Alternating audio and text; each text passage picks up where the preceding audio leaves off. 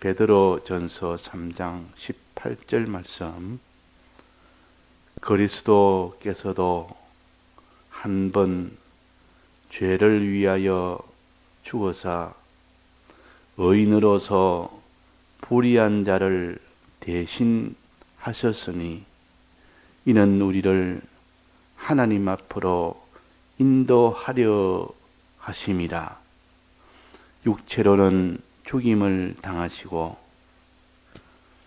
영으로는 살리심을 받으셨으니 저가 또한 영으로 옥에 있는 영들에게 전파하시니라. 네. 예수님의 죽으심과 예수님의 부활하심을 우리가 바로 알아야 됩니다. 우리의 구원의 근거가 되고 근본이 되기 때문에 이것을 모르고 그 사람이 예수를 믿을 수는 없습니다. 예수를 믿는다마는 예수님의 죽으심에 대해서 믿는 것이고 예수님의 부활하심에 대해서 믿는 것입니다. 그래서 세례는 두 가지가 있다. 하나는 세례 요한을 통하여 물로 주신 물 세례가 있고, 또 하나는 예수님을 통하여 주신 불 세례가 있다. 즉 성령 세례가 있다. 그래서 세례도 두 가지라. 그러니까 이 세례 요한을 통하여 주신 이 세례는 죄에 대해서 어떤지 깨달아서 죄에서 회개할 수 있도록 만들어주는 세례입니다. 또 예수님은 죄에서 이제는 벗어난 자가 이제는 의로 나아가는 그 일을 하기 위해서 성령을 주어서 하나님의 뜻대로 사는 자로 나아가고, 이제는 하나님을 향하여 하나님 모시고 사는 것으로 나아가도록 하기 위한 것이 예수님이 주신 성령 세례입니다. 자, 그러면 물 세례가 있고 성령 세례가 있다. 요한의 세례가 있고 예수님의 세례가 있다. 이 둘로 나눈 것은 예수님의 죽으심을 통하여 주신 이 은혜와 예수님의 부활하심을 통하여 주신 이 은혜가 있다는 겁니다. 이걸 죄와 의와 하나님과의 화친의 이 세 가지 문제를 해결하기 위한 것이 예수님의 죽으심과 예수님의 부활하심입니다. 그래서 우리가 배운 대로 예수님의 죽으심은 세 가지를 인하여 죽으셨다.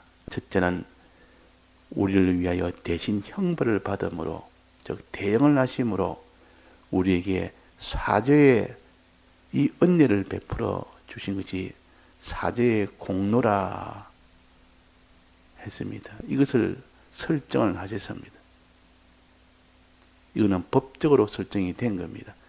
우리가 믿든 안 믿든 먼저 예수님 편에서 우리 죄를 다 사하시기 위하여 대신 형벌을 받아서 죽기까지 형벌을 다 받음으로 인해서 우리에게 이 사죄의 공로를 완성을 하셨습니다. 죽으심이 완전히 끝날 때 이 사죄의 공로가 법적으로 완성이 된 겁니다.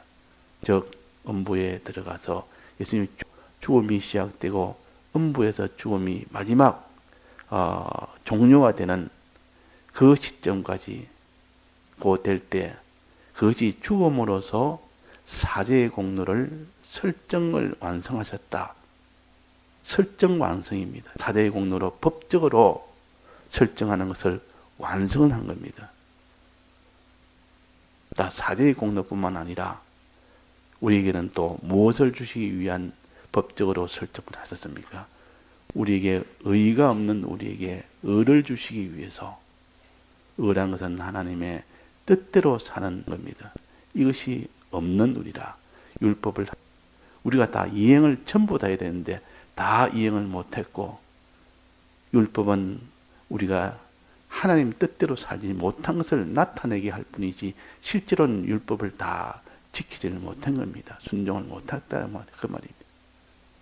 그러니까 율법을 예수님이 대신 다 순종을 하심으로 이걸 대행이라 대행을 하심으로 우리에게 이 의가 없는 우리에게 의롭다 이렇게 하신 겁니다.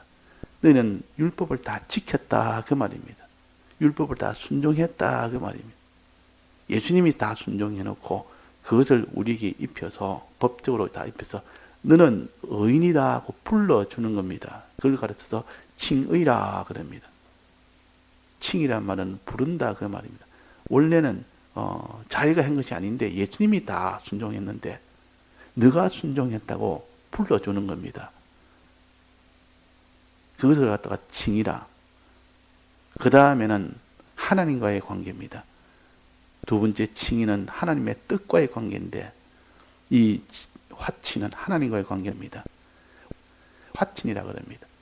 우리는 하나님 관계에서 하나님 모시고 사는 이것이 되어야 됩니다. 그래서 하나님과 이거를 화친이라 그러는데 하나님과 원수돼서 늘 하나님과 등을 지고 사는 그런 인생이 이제는 하나님과의 화친을 대신 예수님이 다 이루어져서 하나님을 믿고 하나님을 바라보고 하나님을 의지하고 하나님을 사랑하는 이 일을 예수님이 대신 하셨습니다. 이걸 이 일을 화친이라 대신 화목을 하셨다. 화친을 하셨다. 그래가지고 완성한 것이 하나님과의 화친이 완성이 된 겁니다. 이건 다 죽으심으로 법적으로 완성이 된 겁니다. 죽으심으로.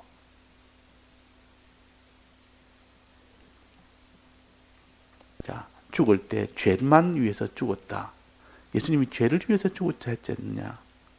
부활은 예수님 하나님 대해서 살기 위해서 부활했다 했지 않느냐. 이래서 죽으심을 죄만 국한을 시켜서는 안 됩니다. 죄뿐만 아니라 의를 위해서 죽었고 의뿐만 아니라 하나님과의 화친하는 이 선을 위해서 죽으셨습니다. 자, 이거 우리가 배운 도리요. 자, 이 성경의 근거는 어디 있습니까? 로마서 5장 9절에 보면 이런 말씀이 있습니다. 그러면 이제 우리가 그 피를 인하여 의롭다 하심을 얻어선적 피를 인하여란 말은 죽으심으로 그 말 아닙니까? 죽으심으로 의롭다 하심을 얻어선적 예수님이 우리 위하여 의인되게 의를 대신해서 우리가 의인되게 불러줬다 그 말 아닙니까? 예수님이 죽으시면서 죄만 위해서 죽으신 것이 아니라 우리의 의를 위해서 죽으셨다는 것입니다. 그래서 여기에 보면 오늘 본문에 보면 그도께서 한번 죄를 위하여 죽었사. 죄를 위해서 죽었사. 그 뒤에 또 뭐라고 나왔습니까? 의인으로서 불의한 자를 대신하셨으니 불이라 말은 의가 없는 자를 갖다 불이라 그럽니다. 의가 없는 자, 하나님이 순종이 없는 자에게 대신 하셨으니 대신 순종을 하셨으니 그 말입니다. 그래서 우리에게 의가 없는 우리에게 의를 주어서 너는 의인이라 불러주는 겁니다. 그걸 가르쳐서 칭의라 그런다고 말입니다.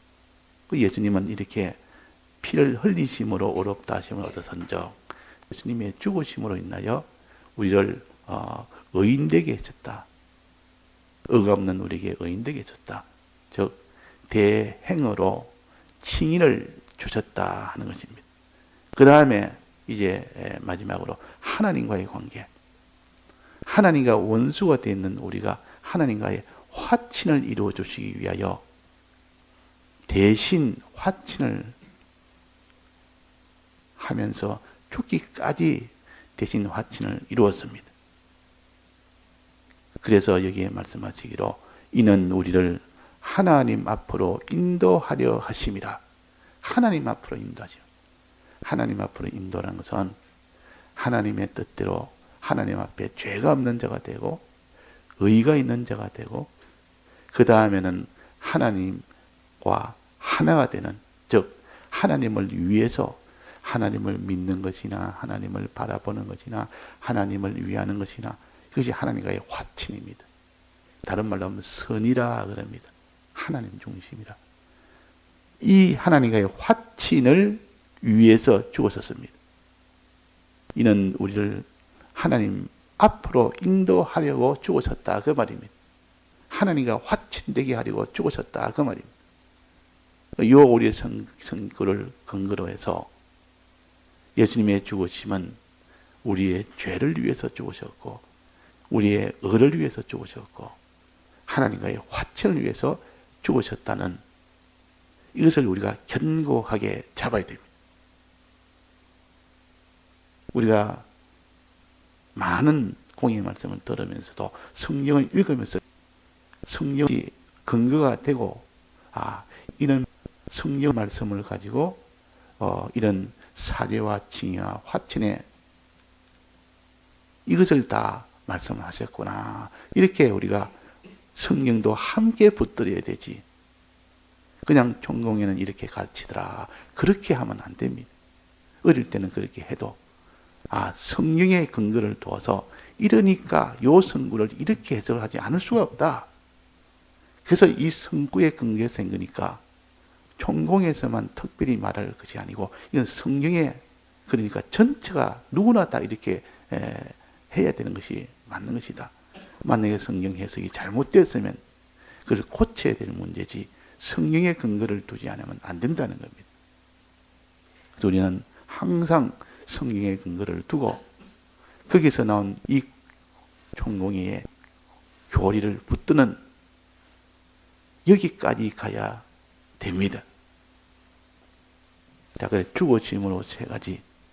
죄를 위하여 죽으셨고 불의한 자를 대신해서 의를 위해서 죽으셨고 하나님과의 화목을 위해서 죽으셨다. 하나님 앞으로 인도하려고.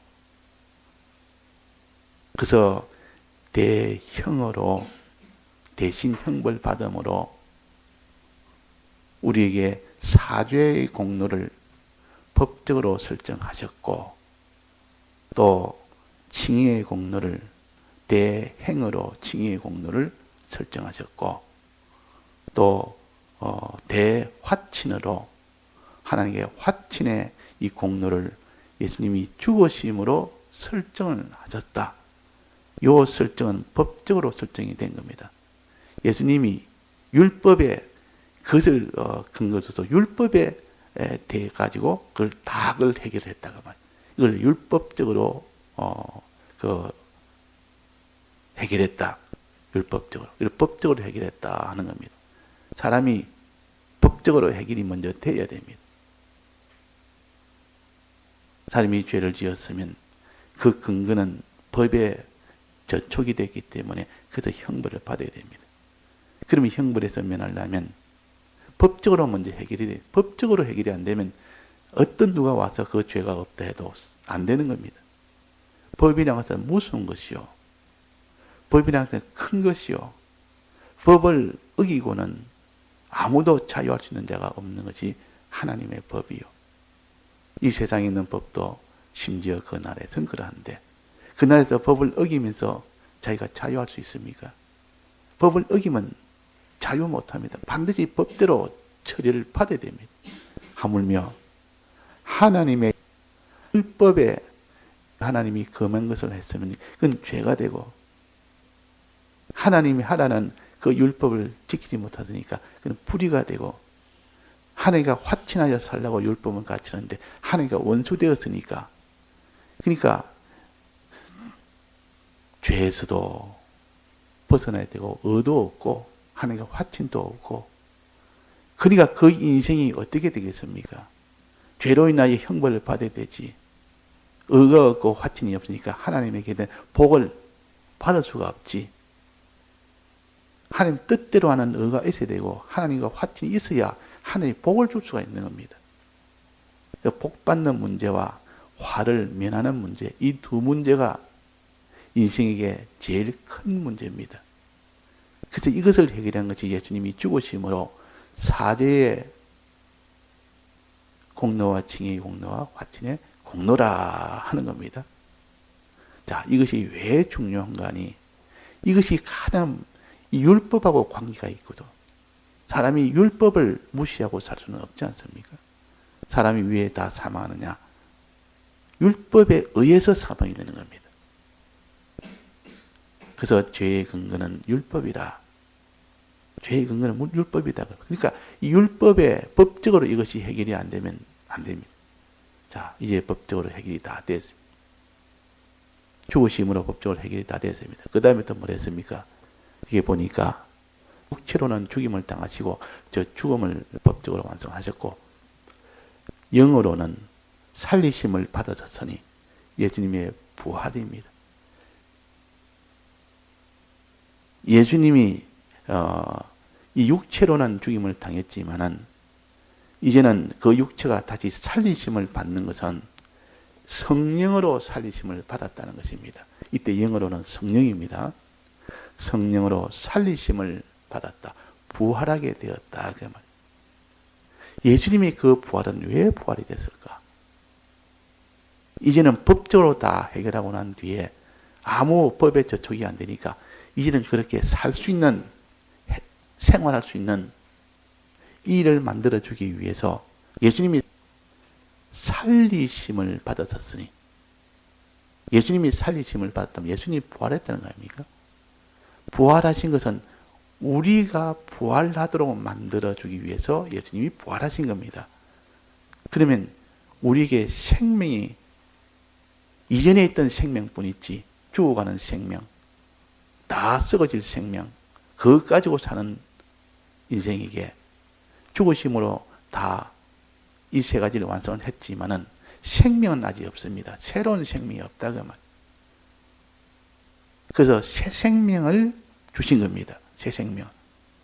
영으로 살리심을 예수님이 받았고 성령으로 살리심을 받았고 그 받은 것이 부활인데 예수님의 부활은 우리가 부활할 수 있도록 해준 겁니다. 이때 부활은 새 생명을 주셔서 이때까지 없던 그 생명이 이제 나게 된 겁니다. 이때까지 없던 생명이 나게 된. 그래서 그걸 갖다가 새 생명이다. 로마서 6장 4절에 보면 우리로 또한 새 생명 가운데서 행하게 하려 함이라. 새 생명 가운데서 먼저 새 생명을 예수님 부활하심으로 우리에게 주신 겁니다. 예수님 부활하신 그 동시에 우리가 새 생명을 받는 일이 되는 겁니다. 얼마나 이것이 우리에게는 부활의 능력이 큽니까? 그저 새 생명, 그 새 생명의 은혜라. 예수님의 부활하심은 우리에게 새 생명을 주신 이 공로입니다. 그 다음에 새 생명을 주고 난 뒤에 그 뒤는 어떻게 합니까? 살리심을 받았으니 우리도 새 생명을 받았으니 그 점입니다. 예수님이 부활하심으로 우리가 새 생명을 받았으니 19절입니다. 저가 또한 영으로 이때 영어는 또한 영어로 내 앞에 있는 성령을 가르칩니다. 저가 또한 성령으로 옥에 있는 영들에게 전파하는 이런 행동을 하게 되는 겁니다. 옥에 있는 그 영들에게 전파하는 행동, 이게 하나님의 뜻입니다. 하나님이 단지 사람을 사랑해라. 하나님의 뜻대로, 사람에 대한 하나님의 뜻대로 행하는 것. 이것이 바로 복음을 전파하는 것이요.